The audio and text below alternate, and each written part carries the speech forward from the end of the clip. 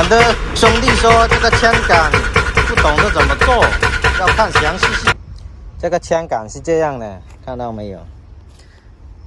这根是无缝钢管，这根是枪杆，这根是枪杆。枪杆这一头呢，上车床车小一点，无缝钢管这边也车小，车这个孔车大一点。然后接这一头的话，这是一根实心的，也可以用空心的，看个人喜好。也是把这个头啊加工一下，这个头加工一下，套进去，然后就打进去就得了，不用焊啊，一焊就从这里断掉了，没用的。